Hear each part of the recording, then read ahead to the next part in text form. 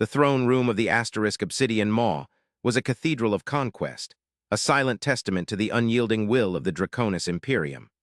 Polished obsidian floors reflected the cold, distant starlight filtering through the vast forward viewport, a celestial river flowing around the armored bow of the flagship.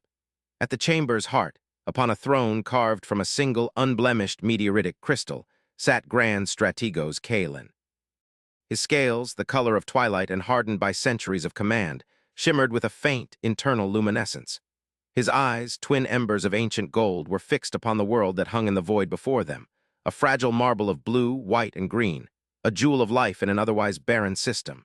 It was the target. It was to be the newest addition to the Imperium's tapestry of subjugated worlds, another link in the chain of absolute order they imposed upon the chaos of the galaxy. Beneath him, in the sunken amphitheater of the command stratum, his officers moved with the predatory grace of their species. There were no wasted motions, no idle chatter. The air was thick with disciplined silence, broken only by the soft, rhythmic chime of consoles processing incoming data. The data, however, was the source of a profound and unsettling disquiet that had coiled itself in Kalen's gut. The planet, designated Sol 3 by their preliminary scouts, was an anomaly. It was a cradle of life, teeming with biological energy, yet it was paradoxically silent. Its electromagnetic emissions were faint, primitive, like the ghost whispers of a civilization that had barely discovered the spark of broadcast technology. There were no orbital defense platforms, no energy grids of planetary scale, no fleets guarding its gravity well.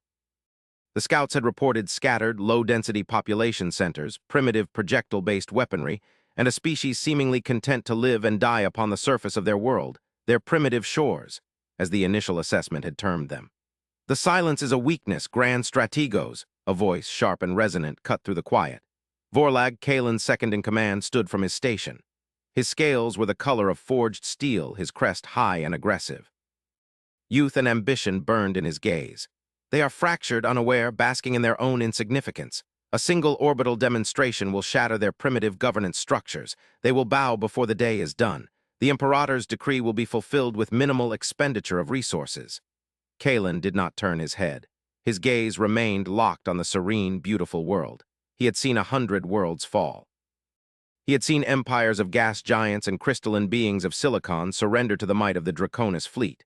He knew the scent of fear, the sound of a civilization breaking. This was not it. This was something else. The silence was not the silence of ignorance. It felt deliberate. It felt like the stillness of a predator waiting in ambush, a coiled serpent perfectly camouflaged in the grass. He had commanded the fleet that pacified the Cygnian hegemony, a race of psionic warriors who could turn a starship's crew against itself with a thought. He had led the blockade against the nomadic fleets of the Cathar, who rode tamed singularities into battle. He knew resistance. This world offered none, and that was the most terrifying form of resistance he had ever encountered. "You mistake stillness for weakness, Vorlag." Kalen's voice was a low rumble, the sound of stones grinding in the deep earth. "A placid sea can hide the greatest leviathan. Their technological signatures are scattered, yes, but they are also inconsistent.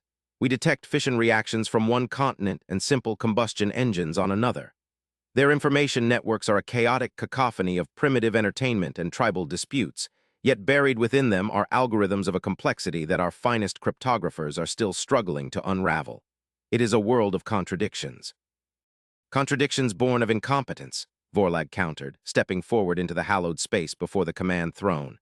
"They have stumbled upon discoveries they do not understand. They play with forces beyond their comprehension. They are children with fire. It is our duty, our burden, to bring them into the great order before they immolate themselves and defile a perfectly viable world.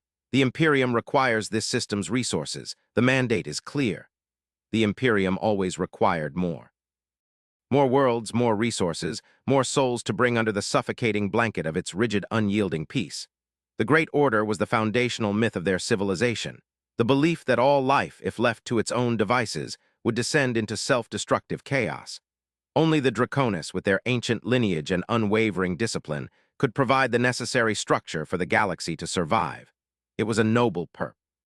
Kalen had always believed, but now in the twilight of his long life, the endless cycle of conquest felt less like salvation and more like a vast, grinding machine, consuming everything in its path for the sake of its own momentum. He felt the weight of the worlds he had broken, the cultures he had erased in the name of a peace they had never asked for. "Prepare the Declaration of Dominion," Kalen commanded, his voice leaving no room for argument. "Transmit it on all their primitive frequencies. Let them hear the voice of their new masters. But you will hold your position, Vorlag. You will not fire a single bolt. You will not deploy a single warrior. We will observe their response. We will understand what lies beneath this placid surface before we strike." Vorlag's jaw tightened, a subtle ripple of scales betraying his frustration, but he bowed his head in deference. "As you command, Grand Strategos." The declaration was a masterpiece of Draconian doctrine, a symphony of benevolent tyranny. It spoke of liberation from chaos, of the gift of purpose within the great order, and of the utter futility of resistance. It was broadcast across the planet, carried on radio waves and digital streams, a voice of absolute authority speaking to a world that, by all accounts, should be trembling in terror. The fleet hung in high orbit, a swarm of obsidian daggers poised over the planet's heart. Each vessel was a city killer, a testament to the Imperium's technological supremacy. Their shadows fell across continents, unseen but felt, a palpable weight in the heavens. The minutes stretched into an hour. The hour stretched into several. The command stratum remained silent, every officer at their post, every sensor array focused on the blue world below. There was no response. No panicked broadcasts, no military mobilization, no desperate attempts at communication. The planet continued its serene, silent rotation as if the most powerful fleet in the quadrant was nothing more than a new constellation in its night sky. The silence was no longer unsettling. It was insulting. It was a profound and absolute refutation of their power. Vorlag's patience frayed and snapped. "They mock us. They are so primitive they cannot even comprehend the magnitude of our presence. They mistake us for a meteor shower or a new celestial phenomenon. We must force their attention. A demonstration is required." "Patience," Kalen rumbled, though his own composure was wearing thin. He felt a deep, instinctual dread, a feeling he hadn't experienced since his first battle as a young scale-bearer. It was the feeling of standing before something utterly alien, something that did not operate on any known principles of power, fear, or survival. "What are the deep system sensor readings?" An analyst from the far side of the stratum responded, her voice a clipped, professional monotone. "No change, Grand Strategos. The outer planets remain dormant. The system's star continues its normal fusion cycle. There are no energy signatures beyond the predicted norm. It is an empty system, save for the target world." It was too clean. An ancient G-type star system with a perfect life-bearing world should have been colonized, mined, and exploited for eons. It should have borne the scars of past civilizations or the infrastructure of a current one. Instead, it was pristine. It was as if history had deliberately avoided this small corner of the galaxy. Kalen closed his eyes, accessing the fleet's tactical network through his neural link. He reviewed the data again, searching for the single thread that would unravel this mystery. The primitive signals, the chaotic networks, the low-tech energy sources, it all painted a picture of a species on the cusp of self-annihilation, a world drowning in its own infancy. Yet the feeling persisted, the feeling of being watched. The feeling of a grand, cosmic deception. Then it came. A single, focused transmission directed not at the fleet in general, but at the asterisk Obsidian Maw itself. It was not a broadcast, but a tight beam of information, so precise it was like a needle threading its way through the void. It bypassed their outer communication buffers and requested direct access to the primary channel. The protocol breach alone was a shock. It was a feat of communication engineering that should have been impossible for the civilization they were observing. "A response, Grand Strategos," the communications officer announced, her voice strained with disbelief. "They are requesting to speak with our commander." "On screen," Kalen commanded, his body tensing. The throne room's main viewport shimmered, the image of Earth dissolving into a simple black void. There was no image, only a waveform display, a soft blue sine wave pulsing gently in the center of the screen. And then a voice.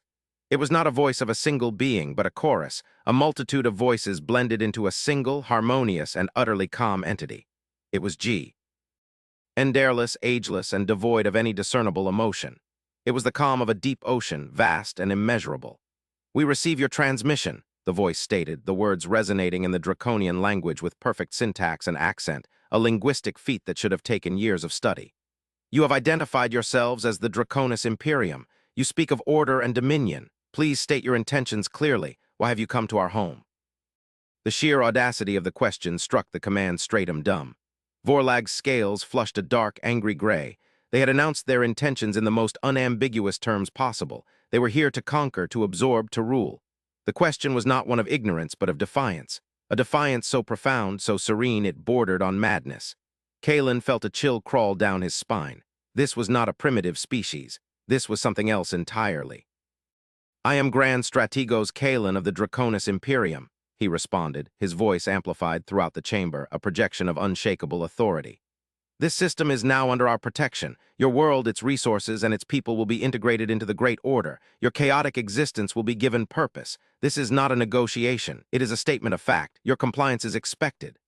The blue sine wave pulsed, a slow and steady heartbeat. The collective voice returned, its unnerving calm unchanged. "You speak of protection and purpose.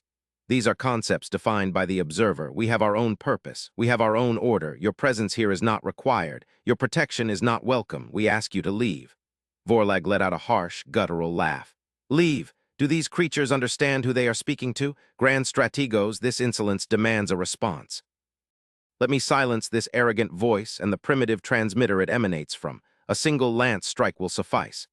You propose violence as a tool for communication," the voice on the screen interjected, seemingly having heard and understood Vorlag's outburst. "This is an inefficient methodology. Aggression begets aggression. It does not foster understanding. We do not wish for conflict, but we will not be subjugated." Kalen held up a hand, silencing Vorlag. His mind was racing, reevaluating everything. The perfect translation, the precise communication beam, the utter lack of fear. These were not the actions of a fractured, primitive species. He was facing an opponent whose nature he could not grasp. It was like trying to wrestle with fog. "You speak of understanding," Kalen said, leaning forward on his throne. "Then help us understand. Who are you? We see a world of primitives. We hear a single, unified voice. What is the nature of your civilization?" There was a pause, a silence that stretched for a full minute, long enough for the tension in the throne room to become a physical pressure. The Draconis officers stood like statues of obsidian, their eyes locked on the pulsing blue light. They were warriors, conquerors. They understood fleets and armies, weapons and shields. They did not understand philosophical debate with an unseen, unquantifiable entity. Finally, the voice returned. "We are humanity. And what you perceive as our primitive shores is a sanctuary. It is a garden we tend. It is our past, a memory we cherish. It is not our home, not anymore." Before Kalen could process the cryptic statement, the voice continued. "You wish to understand us. We will send an emissary. They will meet with you. We ask that you receive them with the decorum befitting a first contact between two sentient peoples." An emissary? The idea was preposterous. A single individual coming to face down a Draconian conquest fleet? It was either the bravest act in galactic history or the most foolish. Kalen found himself, against all his training and instincts, intrigued. The mystery of this world was more compelling than any conquest he had ever undertaken. "We will receive your emissary," Kalen announced, his decision final.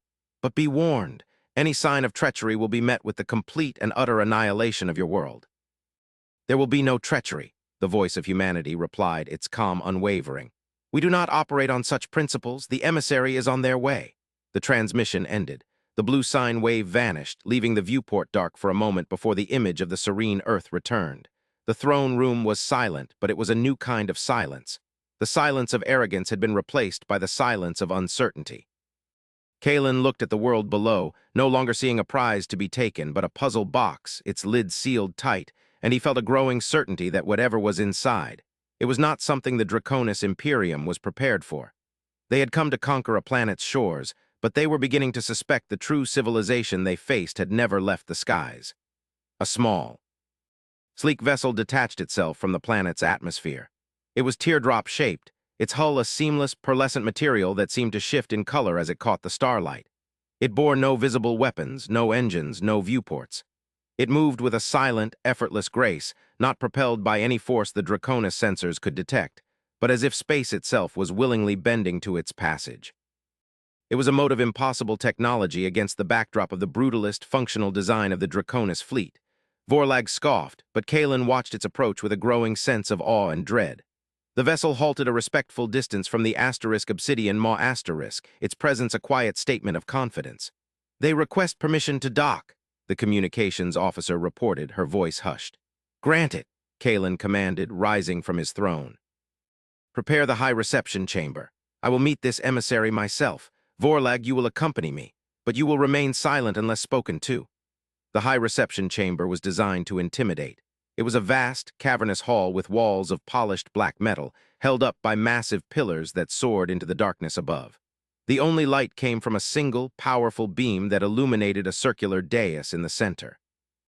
It was a stage for conquerors, a place where defeated kings and planetary governors were brought to kneel before the might of the Imperium. Kalen stood on one side of the dais, flanked by two of his most imposing Imperial guards, their ceremonial armor gleaming. Vorlag stood slightly behind him, his arms crossed, a look of contempt on his face. The chamber door hissed open, and a single figure walked into the beam of light. It was human. It appeared as a small, unassuming bipedal creature, clad in simple gray robes. Its skin was pale, its hair dark, its features soft and unremarkable. It possessed none of the natural weapons or armor of the Draconis. No scales, no claws, no fangs. It looked fragile, utterly defenseless. Yet it walked with a calm, unhurried gait, its eyes, a deep and startling shade of brown, scanning the vast chamber without a hint of fear or intimidation. It stopped on the opposite side of the dais, meeting Kalen's gaze directly. "I am the emissary of humanity," it said. Its voice was not the collective chorus from the transmission, but a single, clear voice. Yet it held the same unnerving calm, the same depth. "You are Grand Strategos Kalen." It was not a question. "I am," Kalen replied, his voice a low growl. He towered over the human, a mountain of scaled muscle and ancient power. "You stand before the might of the Draconis Imperium. You are brave or foolish to come here alone. Bravery and foolishness are matters of perspective," the emissary said, its expression placid. "I am not alone, and you are not as mighty as you believe yourselves to be." Vorlag took a step forward, a hiss escaping his lips. "Insolent life form, you dare?" "Silence, Vorlag," Kalen commanded, his eyes never leaving the emissary. "You speak in riddles, human. We have scanned your world. We see your primitive cities, your internal conflicts, your technological infancy. We see a species on the verge of collapse, crying out for the order we provide. What power do you claim to possess?" The emissary smiled, a subtle, gentle expression that seemed entirely out of place in the grim, intimidating chamber. "You have seen what we have allowed you to see. You have observed the cradle, the nursery. You have not looked up. You have not truly listened to the sky." The human extended a hand, palm up. For a moment, nothing happened. Then the air above its palm began to shimmer. A small, perfect sphere of light bloomed into existence, a miniature star that pulsed with a warm, golden glow. It cast long, dancing shadows across the chamber, momentarily overwhelming the harsh, single beam of draconian light. Kalen stared at the orb, his warrior instincts screaming. The energy readings from that tiny sphere were off the scale. It was a contained fusion reaction, a star held in the palm of a hand, stable and controlled with a precision that his civilization's greatest minds could only dream of.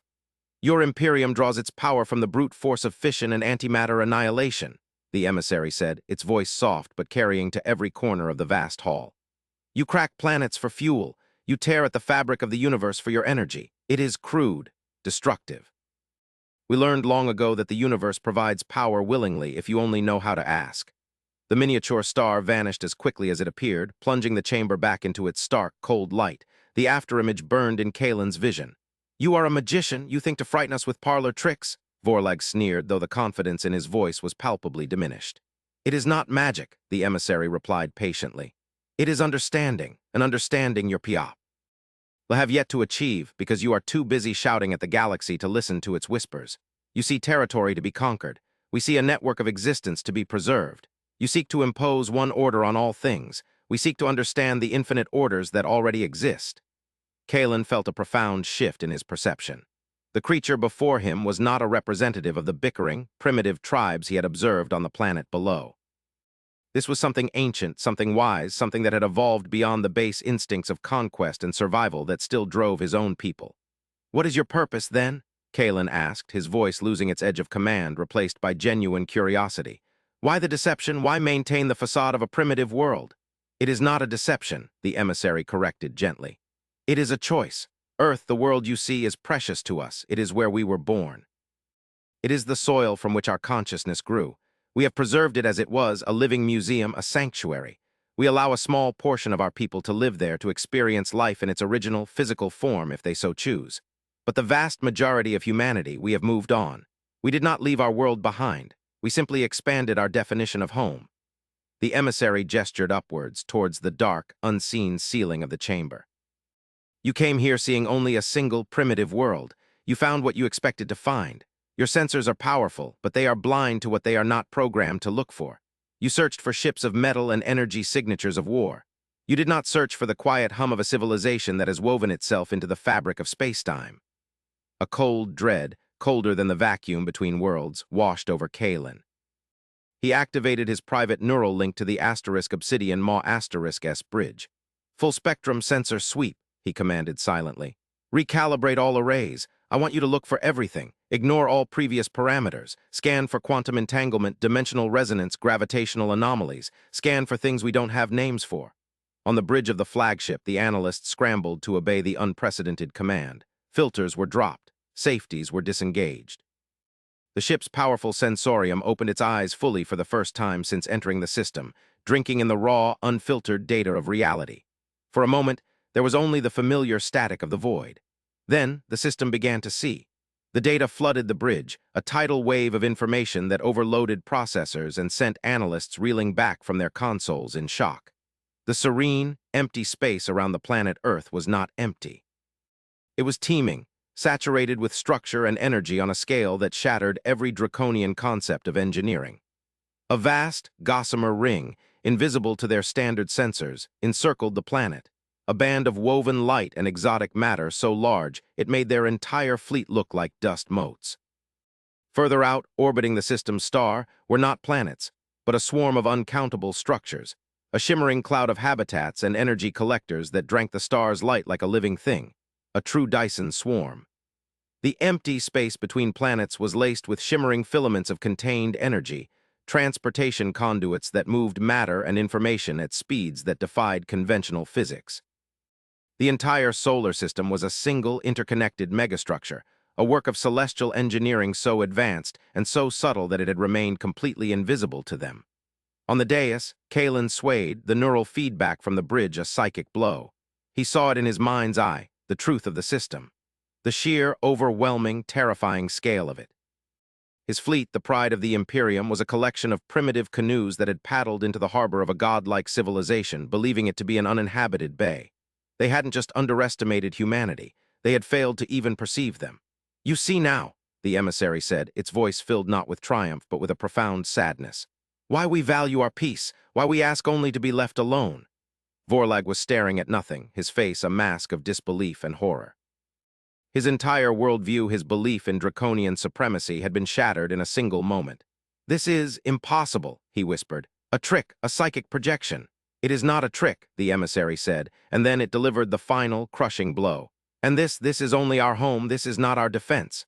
As if on cue, the space around the Draconis fleet changed. The stars themselves seemed to warp and shimmer.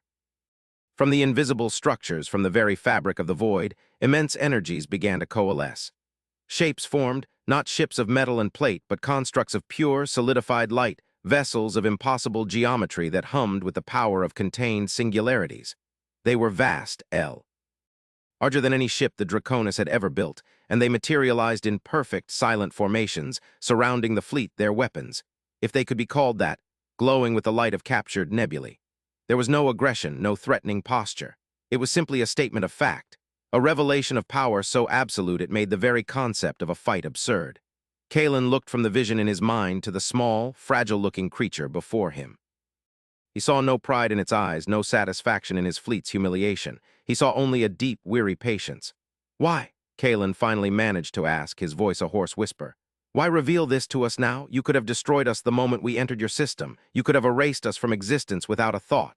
"Because destruction is a failure of imagination," the emissary replied.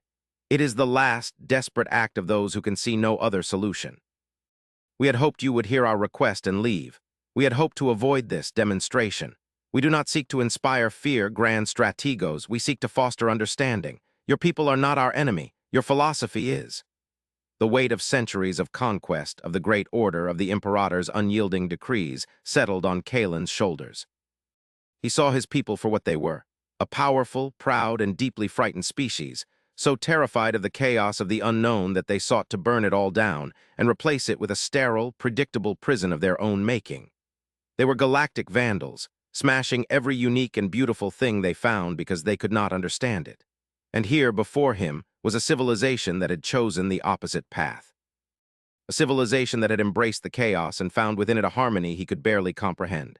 "What do you want from us?" Kalen asked, the question a surrender, an admission of defeat more total than any he had ever witnessed on a battlefield. The emissary's expression softened further.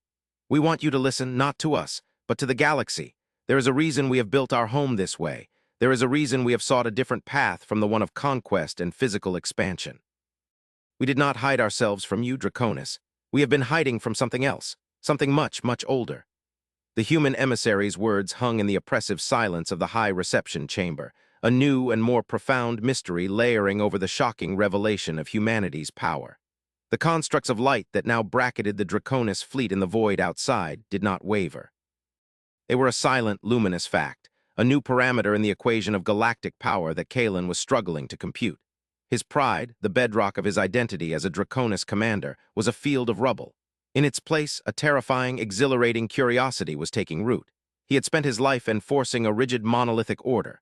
For the first time, he was contemplating the existence of a truth far grander and more complex than his Imperium had ever conceived. Something older. Kalen pressed, his voice regaining a fraction of its command. He gestured for the emissary to continue, no longer an interrogator demanding answers, but a student before a master. The galaxy is filled with threats. We have pacified countless warring species, contained stellar phenomena, navigated the ruins of civilizations that consumed themselves. What could you possibly fear that the Draconis Imperium does not already know? You have fought the symptoms, Grand Strategos. Not the disease, the emissary said. You see the galaxy as a collection of individual actors, species, empires, stellar bodies, all vying for dominance or survival. You have never considered that the galaxy itself might be a single, interconnected system, and that there are forces that operate on a scale that makes an empire like yours little more than a transient cellular colony. The emissary raised its hand again, and this time the space between it and Kalen shimmered not with a miniature star, but with a map. It was a three-dimensional, holographic representation of their entire galaxy, a swirling vortex of billions of stars, rendered in breathtaking detail. Kalen recognized the familiar arms, the central bulge, the position of the Draconis Imperium, a significant but not overwhelming splash of crimson on the map.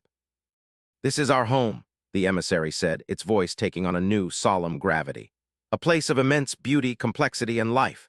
For eons, we humans believed we were alone, a singular point of consciousness in a vast, silent emptiness. As we grew, as our understanding expanded, we learned the silence was not natural. It was imposed. The map began to change. Tiny points of light representing nascent civilizations appeared and then winked out. Others, representing more advanced empires, flared brightly for a cosmic moment before they too were extinguished. The emissary. Y zoomed in on one such flare, a civilization that the Draconis archives knew well, the silicates of the Cygnus Arm, a species that had built crystalline cities that sang with stellar energy. In the human map, their light shone brightly, and then a wave of nothing washed over it. The light simply ceased to be. There was no explosion, no fleet battle, no sign of struggle, just an abrupt and total cessation. We called it the Great Filter, the emissary continued. A theoretical barrier that prevented civilizations from achieving a truly interstellar or galactic presence. We assumed it was something internal, war, environmental collapse, technological self-destruction. The kind of chaos your Imperium seeks to control. But we were wrong. The filter is not a barrier from within. It is a predator from without. The map zoomed out, pulling away from their galaxy until it was just one of countless others in the local group. Then it pulled further and further, showing the vast cosmic web of galactic clusters and superclusters, a universe of unimaginable scale.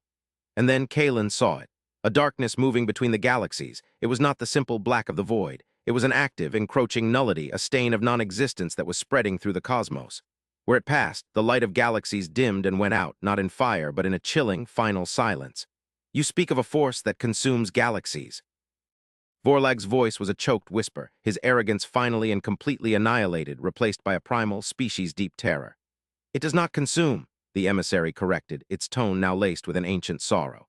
Consumption implies a transfer of energy, of matter. This erases. It is a wave of ontological decay, a signal of presence of force, we do not have a word for it, that appears to unwind the very laws of physics that allow for complex consciousness to exist.